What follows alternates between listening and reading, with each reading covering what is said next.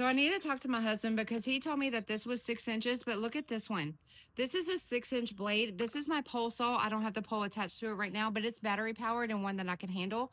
I love this thing. No tree limb is safe in my presence when I have this in my hand. He wouldn't let me use a gas powered one, so I had to get one for myself. I am just trimming all the bushes with it being spring, but you can get a 6 inch or an 8 inch. An 8 inch has got to be, I'm going to link this below. You get 2 batteries with it. You get like a 10-foot pole because it is a pole saw, but I use handheld because I just like 6 inches in my hand. So I'm going to link this right there, okay? All seriousness, this is so good.